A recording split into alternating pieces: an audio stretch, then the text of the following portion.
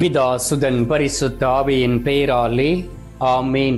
ஆண்டவர் உங்களோடு இருப்பாராக, உம் ஆன்மாவோடும் இருப்பாராக. புனித பவுல் கொலேசியருக்கு எழுதிய திருமுகத்தில் இருந்து வாசகம், அதிகாரம் 3, இறைவார்த்தை 12. நீங்கள் கடவுளால் தேர்ந்து கொள்ளப்பட்டவர்கள், அவரது அன்புக்குரிய இறை மக்கள். எனவே அதற்கிசைய பரிவு, இரக்கம், நல்லெண்ணம், மனத்தாழ்மை, கனிவு, பொறுமை ஆகிய பண்புகளால் உங்களை அணி செய்யுங்கள். ஆண்டவரின் அருள்வாக்கு. இறைவா உமக்கு நன்றி.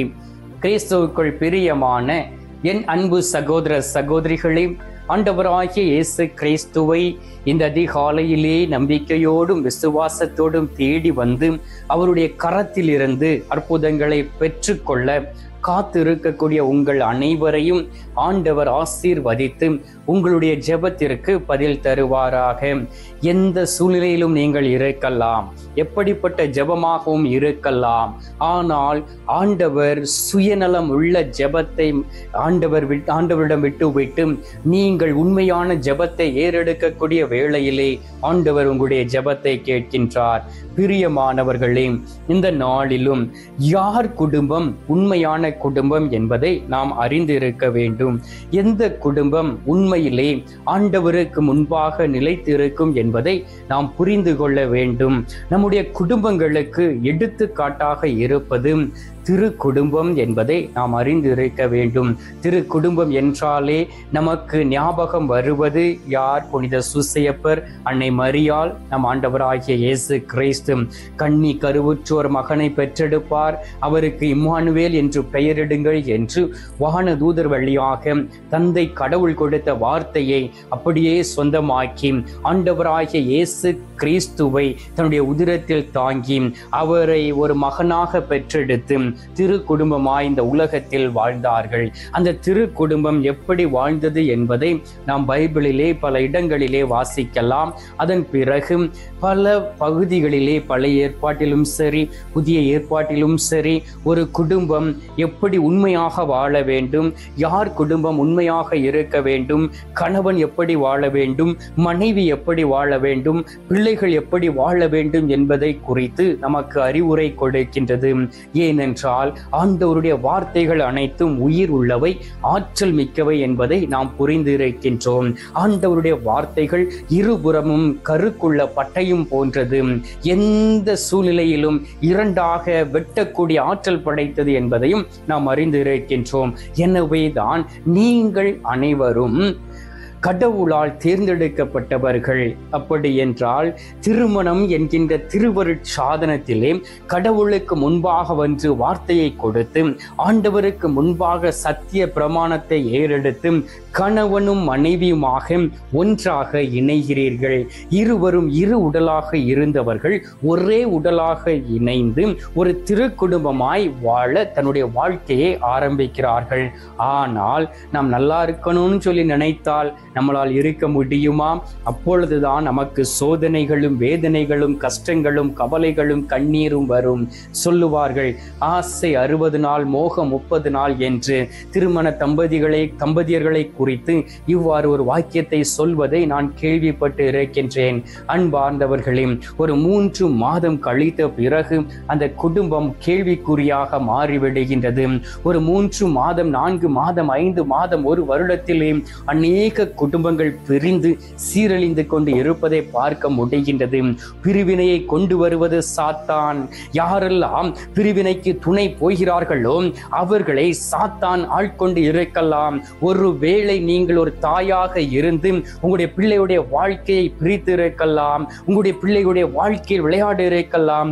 தகப்பனாக இருந்த நீங்கள் உங்களுடைய மகளையோ மகனையோ பிரித்து இந்த நாளிலே உங்களோடு சேர்த்து அந்த பெண்ணுடைய வாழ்க்கையிலோ மகனுடைய வாழ்க்கையிலேயோ ஒரு கண்ணீரை வரவழைத்து இருக்கலாம். இந்த குடும்பங்கள் எல்லாம் சாத்தானுடைய கரத்தில் இருக்கின்றது. இவர்கள் உண்மையான குடும்பம் அல்ல, சாத்தானால் தூண்டப்பட்ட குடும்பம். சாத்தானுடைய கரத்தில் இருந்து கடவுளுடைய பிள்ளைகளுக்கு எதிராக விளையாடி கொண்டு இருக்கக்கூடிய குடும்பம் என்பதை அறிந்து புரிந்து கொள்ள வேண்டும் பிரியமானவர்களே. ஏனென்றால் கடவுளுக்கு முன்பாக நின்று அந்த திருவருட் சாதனத்தை குருக்களுக்கு முன்பாக அந்த வார்த்தைகளை நீங்கள் சத்திய பிரமாணத்தை ஏறெடுத்து ஆண்டவருக்கு முன்பாக இணைந்த நீங்கள் சாத்தானுக்கு முன்பாக நீங்கள் பிரிந்து சீரழிந்து கொண்டு இருப்பதை இந்த உலகம் வேடிக்கை பார்த்து கொண்டு இருப்பது என்பதை புரிந்து கொள்ள முடிகின்றது. அப்படி என்றால் யார் குடும்பம் உண்மையான குடும்பம்? எந்த குடும்பம் கடவுளுக்கு முன்பாக கொடுத்த வார்த்தையில் உறுதியாக இருந்து கணவனும் மனைவியுமாக இணைந்து இந்த உலகத்திலே திரு குடும்பத்தை ஒரு எடுத்துக்காட்டாக வைத்து வாழ்ந்து கொண்டு இருக்கிறார்களோ அவர்கள் அனைவருமே ஆசீர்வதிக்கப்பட்ட குடும்பம் என்பதை புரிந்து கொள்ள வேண்டும். அந்த குடும்பம் தான் உண்மையான குடும்பமாய் இந்த உலகத்தில் இருக்கின்றது. எனவே தான் ஆண்டவருடைய வார்த்தையை கேட்டோமே, அந்த குடும்பத்தில் என்னெல்லாம் இருக்கும்? ஆம், பாருங்கள், அவர்கள் அன்பிற்குரிய இறை மக்களாம் கடவுள் சொல்லுகின்றார். இரண்டாவது, அங்கே பதிவு இருக்கும். இரண்டு பேரும் விட்டு கொடுத்து வாழ்வார்கள். ஒரு மனிதன் கணவன் தவறிவிட்டால் மனைவி அதை ஏற்றுக்கொண்டு அங்கே அன்பு செய்து அதிகமாக அன்பு செய்து நடப்பார்கள். இரக்க குணம் உடையவர்களாக இருப்பார்கள். விழுந்த இடத்திலிருந்து எழுந்து ஜொலிக்கக்கூடியவர்களாக மாறுவார்கள். அவர்களை தூக்கி விடக்கூடியவர்களாக இருப்பார்கள். மனைவி தவறு செய்து விட்டால் கணவன் அவருக்கு புத்திமதி சொல்லி அந்த தவறிலிருந்து திருத்தி அவளை அந்த இடத்திலிருந்து தூக்கி மீண்டும் நல்ல ஒரு வாழ்க்கை வாழ தீர்மானித்து நடக்க வேண்டும். மூன்றாவதாக, அந்த குடும்பம் எப்படி இருக்குமாம்? நல்ல எண்ணங்களை கொண்டதாக இருக்குமாம், நல்ல சிந்தனையை கொண்டதாக இருக்குமாம், எப்பொழுதும் கடவுளை குறித்த ஒரு எண்ணத்தை கொண்டவராக இருப்பார்கள். சில பேர்களை பார்க்கின்றோம், குடும்பத்தை பார்க்கின்றோம், எப்படிடா அடுத்த குடும்பத்தை கெடுக்கலாம் என்று சொல்லி இருப்பார்கள். அவர்களுக்குள் அந்த நல்ல எண்ணம் இருப்பது இல்லை. அந்த தீமையான எண்ணங்கள் அவர்களுக்குள் இருந்து அவர்களை அந்த இடத்திலே வேதனைப்படுத்தி மற்றவர்களை அழிக்க தூண்டி கொண்டு இருக்கும். மற்றவருடைய குடும்பத்தையும் பிள்ளைகளையும் அவமானப்படுத்த அவர்களுக்குள் இருந்து செயலாற்றி கொண்டு இருக்கும். நான்காவதாக, மனத்தாழ்மை உடையவர்களாக இருப்பார்கள். பாருங்கள் அன்பார்ந்தவர்களே, யாராவது தவறு செய்து விட்டாலும் தவறி விழுந்து விட்டாலும் தாழ்மையான மனதோடு தன்னுடைய மாமனார் மாமியாருக்கு உதவி செய்யக்கூடியவர்களாக, தன்னுடைய தகப்பனாக தாயாக ஏற்றுக்கொள்ளக்கூடியவர்களாக, மனத்தாழ்ச்சியோடு பணிவிடை செய்யவர்களாக அவர்கள் இருப்பார்களாம். அதன் பிறகு பாருங்கள், ஐந்தாவது, கனிவு உடையவராக இருப்பார்களாம். கனிவு என்றால் நமக்கு தெரியும் பிரியமானவர்களே, மற்றவர்கள் மீது நாம் கனிவு கொள்வது, மற்றவர்கள் மீது இரக்கம் கொள்வது, மற்றவருடைய சுமையை தாங்கிக் கொள்வது, மற்றவர்களை ஏற்றுக்கொள்வது, மற்றவர்களை கடவுளுடைய வழியில் நடத்துவது, தவறி விழுகிறவர்களுக்கு துணை போய் அவர்களை அதிலிருந்து தூக்கி விடுவதுதான் அந்த கனிவு, இரக்க குணம். மற்றவர்களை குறித்த அந்த கனிவும் இரக்கமும் சேர்ந்து அவர்களுக்கு வரும். அந்த எளிமையான இதயத்தை உடையவர்களாக இருப்பார்கள். அந்த குடும்பம் உண்மையான குடும்பமாக இருக்கும். கடைசியாக பொறுமை உடையவர்களாக இருப்பார்களாம். அன்பார்ந்தவர்களே, பொறுமை இல்லை என்றால் நம்முடைய வாழ்க்கையில் எல்லாவற்றையும் இழந்து போய்விடும். பாருங்கள், வேகமாக செயலாற்றக்கூடியவர்களை பாருங்கள், அவர்களுடைய வாழ்க்கையிலே தடுமாற்றம் உண்டு. ஒருவன் மோட்டார் சைக்கிளிலே வேகமாக செல்கிறான் என்றால் கண்டிப்பாக அவனுக்காக ஆபத்து காத்து இருக்கும். வாகனத்திலே வேகமாக செல்கிறான் என்றால் அவனுக்கு இந்த வேதனைகளும் கண்ணீரும் காத்து இருக்கும். ஆனால் அமைதியான வழியிலே, உண்மையான வழியிலே பொறுமையோடு செல்கிறவர்கள், ஆண்டவருடைய சமூகத்தில் பொறுமையோடு காத்திருக்கக்கூடிய குடும்பங்கள் ஆண்டவருக்கு முன்பாக ஆசீர்வதிக்கப்பட்ட குடும்பமாக இருக்கும்.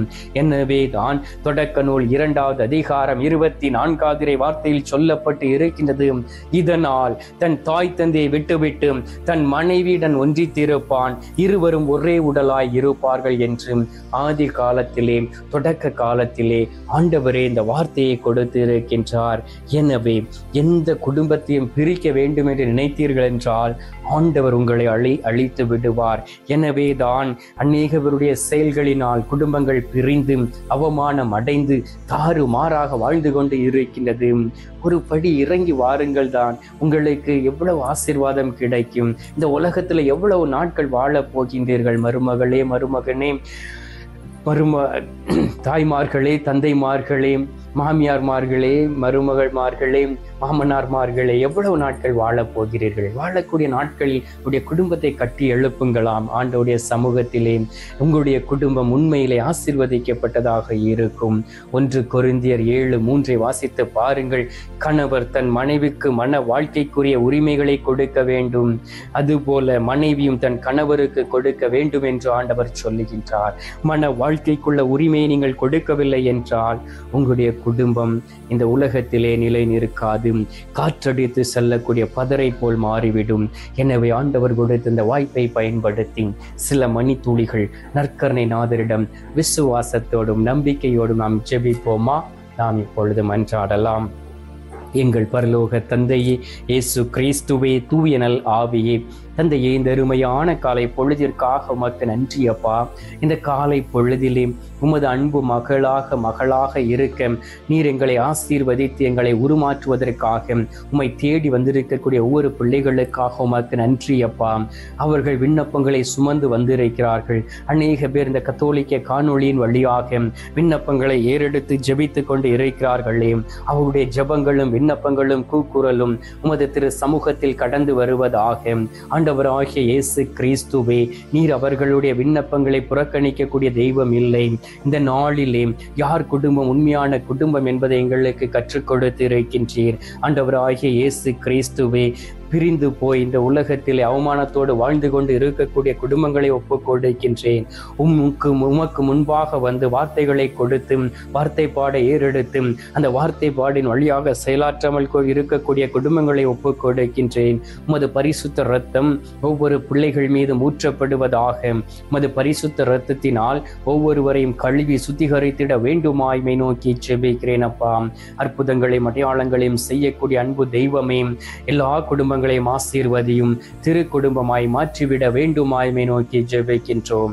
இந்த காலை பொழுதிலே நீர் எங்களுடைய ஜெபத்தை கேட்டிருப்பதற்காக உமக்கு நன்றி. எங்களுடைய ஜெபத்தை கேட்டு பதில் தந்திருப்பதற்காக உமக்கு ஸ்தோத்திரம், ஸ்தோத்திரம், ஸ்தோத்திரம். மீட்பரும் இரட்சகருமான இயேசுவின் திருக்கரத்தில் ஒப்பு கொடுத்து எங்கள் தாய் கன்னி மரியாள் வழியாக ஜெபிக்கின்றோம். அன்பு தந்தையே, ஆமீன். பரலோகத்தில் இருக்கிற எங்கள் பிதாவை, உம்முடைய நாமம் அர்ச்சிக்கப்படுவதாக. உமது ராஜ்யம் வருக. உமது சித்தம் பரலோகத்தில் செய்யப்படுவது போல பூலோகத்திலும் செய்யப்படுவதாக. எங்கள் அனுதின உணவை எங்களுக்கென்று அளித்தருளும். எங்களுக்கு தீமை செய்கிறவர்களை நாங்கள் பொறுப்பது போல எங்கள் பாவங்களை பொறுத்தருளும். எங்களை சோதனை விழவிடாதையும் தீமையில் இருந்து எங்களை ரட்சித்தருளும். ஆமீன். அருள் இறைந்த மரியே வாழ்க. கர்த்தர் உடனே பெண்களுக்குள் ஆசீர்வதிக்கப்பட்டவள் நீரே. உம்முடைய திரு வயிற்றின் கனியாகிய இயேசும் ஆசீர்வதிக்கப்பட்டவரே. அஜிஷ்ட மரியே, சர்வேசுடைய மாதாவி, பாவிகளா இருக்கிற எங்களுக்காக இப்பொழுதும் எங்கள் மரண நேரத்திலும் வேண்டிக் கொள்ளும். ஆமீன். பிதாவுக்கும் சுதனுக்கும் பரிசுத்த ஆவிக்கும் மகிமை உண்டாவதாக. ஆதியில் இருந்தது போல இப்பொழுதும் எப்பொழுதும் என்றென்றும் இருப்பதாக. ஆமீன். அன்பார்ந்தவர்களே, நற்கருணை நாதர் தரும் ஆசீர்வாதத்தை பெற்றுக்கொள்வோம்.